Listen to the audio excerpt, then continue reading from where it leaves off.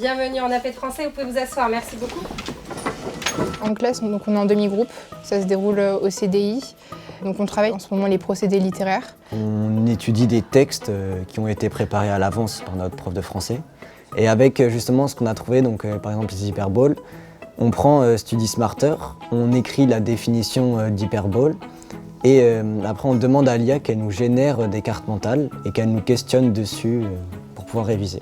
En haut, dans ta barre d'apprentissage, tu as l'application qui t'indique, attention, là, tu vois, Il y a plus de mauvais que de... là, il y a des éléments à réviser. On a déjà déployé en amont avec les élèves tout un travail de méthode, tout un travail déjà d'apprentissage, de découverte des notions. Et l'intelligence artificielle n'arrive que sur la fin pour venir aider à la mémorisation, un ancrage mémoriel de ces notions qui sont déjà construites en fait en amont par de l'humain. Chaque fois que vous avez étudié un texte, vous reprenez les procédés abordés, directement vous allez sur votre StudySmarter, dans vos notes, vous les ajoutez avec toujours définition, effet, exemple, vous générez les flashcards et en fait vous êtes à jour pour vos futures révisions pour le bac de français. C'est quelque chose qui va être après, à mon avis, très ancré dans leur pratique, que ce soit professionnel ou personnel, et ça va être à nous de vraiment leur donner les moyens que d'en comprendre les enjeux en fait vis-à-vis de l'IA. À la fois avoir une approche méthodologique grâce à l'IA, mais aussi les inscrire dans une approche critique de l'IA.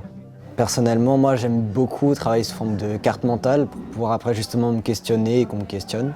StudySmarter en soi, j'aime bien l'application parce qu'on apprend plus facilement et plus ludiquement. Mais à la fois, j'aime bien aussi travailler en physique, c'est-à-dire avoir les deux. Comme ça, au moins, c'est beaucoup plus complet. J'avoue que StudySmarter, je l'utilise beaucoup pour surtout me remémorer le vocabulaire dans les textes et les mouvements littéraires. Mais après, pour l'apprentissage, j'apprends juste avec mon cours. L'intelligence artificielle, c'est utile à partir du moment où on sait s'en servir.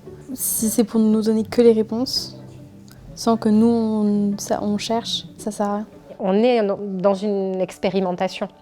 Et donc forcément, comme on teste en même temps qu'on fait vivre ce projet, les défis liés à la technologie ou liés à l'utilisation de cette technologie sur le long cours émergent au fur et à mesure.